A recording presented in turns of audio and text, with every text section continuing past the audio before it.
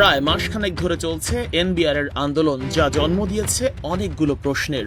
এর মধ্যে সবচেয়ে গুরুতর, জাতীয় রাজস্ব বোর্ড কি আসলেই দেশের সবচেয়ে দুর্নীতিগ্রস্ত প্রতিষ্ঠান?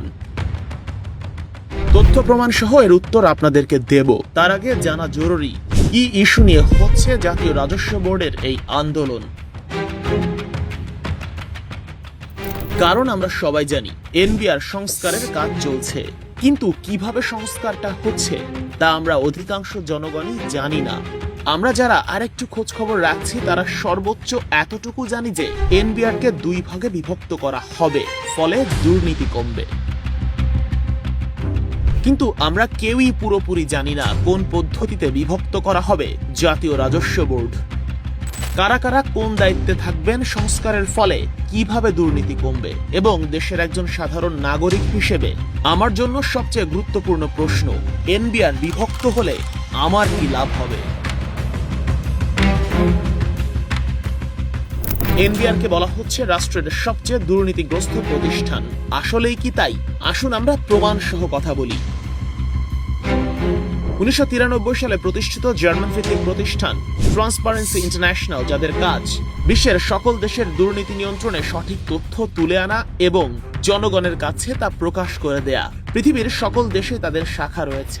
সেই ট্রান্সপারেন্সি ইন্টারন্যাশনালের বাংলাদেশ শাখা টিআইবির সবশেষ রিপোর্ট বলছে, বাংলাদেশের সরকারি প্রতিষ্ঠানগুলোর মধ্যে দুর্নীতিতে 10 নম্বরের মধ্যেও নেই এনবিআর, যেখানে একেবারে শুরুর দিকেই আছে পাসপোর্ট অফিস, আইন শৃঙ্খলা রক্ষাকারী বাহিনী কিংবা ভূমি অফিসগুলো। টিআইবির প্রতিবেদন বলছে 2007 সাল থেকে এখন পর্যন্ত দুর্নীতিতে সবসময় শীর্ষে ছিল বাংলাদেশের আইন শৃঙ্খলা সেক্টর, ভূমি অফিস, বিচার বিভাগ, শিক্ষা খাত এবং স্বাস্থ্য খাত। যে এনবিআর কে বলা হচ্ছে রাষ্ট্রের সবচেয়ে দুর্নীতিগ্রস্ত প্রতিষ্ঠান, টিআইবি জরিপে তাদের অবস্থান আসলে কোথায় সেটাই আমরা দেখতে চাই। ট্রান্সপারেন্সি ইন্টারন্যাশনাল বাংলাদেশ 2007 সালে দুর্নীতিগ্রস্ত 10টি প্রতিষ্ঠানের নাম প্রকাশ করে। সেবার 10 প্রতিষ্ঠানের মধ্যে সবার শেষে ছিল ট্যাক্স বা কস। 2010 সালে প্রকাশিত প্রতিবেদনে অবস্থাটা আরেকটু খারাপ হয়ে যায়। এনবিআর অর্থাৎ কাস্টমস ও ট্যাক্স দুর্নীতিতে উঠে আসে 9 নম্বরে।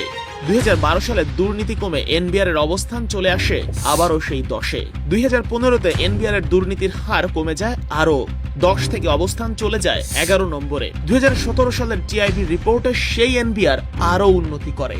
দুর্নীতিতে 11 নম্বরে থাকা প্রতিষ্ঠানটি নেমে যায় 13 নম্বরে।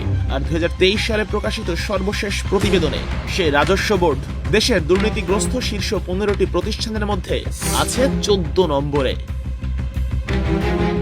এখান থেকেই একটা বিষয় পরিষ্কার হয় যে এনবিআর কে নিয়ে এত দুর্নীতির অভিযোগ, প্রতি বছর তাদের দুর্নীতির হার কমেছে প্রশংসনীয় মাত্রায়, এবং বিগত 10 বছরে জাতীয় রাজস্ব বোর্ড কখনোই বাংলাদেশের শীর্ষ 10টি দুর্নীতিগ্রস্ত প্রতিষ্ঠানের মধ্যেই ছিল না। যারা ক্রমবর্ধমানভাবে দুর্নীতির হার কমাতে পেরেছে সেই প্রতিষ্ঠানকে আপনি বলছেন দুর্নীতির আঁতুড়ঘর, এটা কতটা যৌক্তিক? সাফল্যের জন্য যাদের প্রশংসা পাওয়ার কথা ছিল তাদেরকে যখন আপনি বলছেন চোর, তখন এই সুবিধাটা নিয়েই সত্যিকারের চোররা কিন্তু পার পেয়ে যাবে। এটা স্বীকার করে নিতে হবে, বাংলাদেশের সকল সরকারি প্রতিষ্ঠানই দুর্নীতিগ্রস্ত। কম বেশি দুর্নীতি প্রত্যেকেই করে, কিন্তু মন্দের তালিকায় যাদের অবস্থানটা একেবারে ওপরের দিকে তাদেরকে না ধরে আমরা কেন সেই প্রতিষ্ঠানটাকে ব্লেম দিচ্ছি যারা গেল 10 বছরেও দুর্নীতিতে বাংলাদেশের শীর্ষ 10-এর মধ্যেও নেই? ভিডিওর শুরুতেই আমরা বলেছিলাম এনবিআর এর কর্মকর্তারা কেন আন্দোলনে নেমেছে সেটা আপনাদের কাছে খোলাসা করে বলবো, কিন্তু কেন এই আন্দোলন কিংবা কি কারণে তথাকথিত সেই সংস্কার মানতে চান না কর্মকর্তারা তা আমরা কেউই পুরোপুরিভাবে জানি না। শুরুতেই বলেছি, অনেকেই ভাবছেন একটা অফিস ভেঙে 2টা অফিস হলে দুর্নীতি বা অবৈধ আয়ের ভাগ কমে যাবে, তাই এই আন্দোলন। কিন্তু দুর্নীতি তো কমবেই না, উল্টো আরো একটি নতুন অফিস খোলা হবে, আরো নতুন কিছু লোকের আমদানি হবে যারা নতুন করে ভাগ বাটোয়ারায় লিপ্ত হয়ে যাবে, যা হবে দেশের অর্থনীতির বুকে সবচেয়ে বড় ছুরিকাঘাত। এনবিআর এর শীর্ষ পদগুলো অনভিজ্ঞ লোক দ্বারা অতীতেও পরিচালিত হয়েছে, তাই আজও দুর্নীতির তকমা কাটেনি রাজস্ব খাতের ললাট থেকে।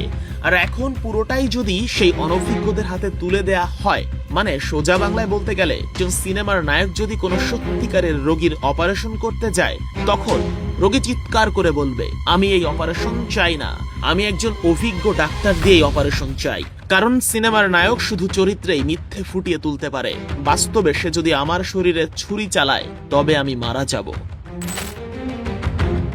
হ্যাঁ, এনবিআর এর আন্দোলনটিও তাই, যাকে অনেকেই বলছেন চোরদের আন্দোলন।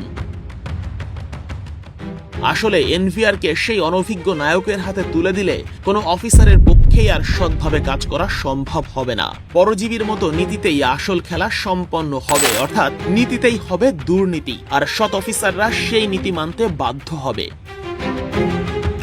তাই আন্দোলনটা হচ্ছে সেই উদ্দেশ্যে যেন এনবিআর কে দুই ভাগ কিংবা সংস্কার করা হলেও তা যেন অযোগ্য ও অনভিজ্ঞদের হাতে তুলে না দিয়ে দেশকে সত্যি ভালোবাসে ও কাস্টমস, ভ্যাট ও আয়কর রাজস্বের অভিজ্ঞতা আছে এমন কারো হাতেই দিতে হবে।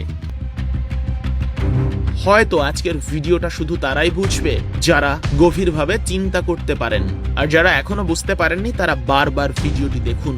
কত গভীর ষড়যন্ত্র হচ্ছে দুর্নীতি কমিয়ে আনা এই প্রতিষ্ঠানকে আবারও দুর্নীতিগ্রস্তদের হাতে তুলে দিতে, আর রাজস্ব খাতকে অস্থির করে চেষ্টা চলছে বাংলাদেশকে ব্যর্থ রাষ্ট্র প্রমাণের।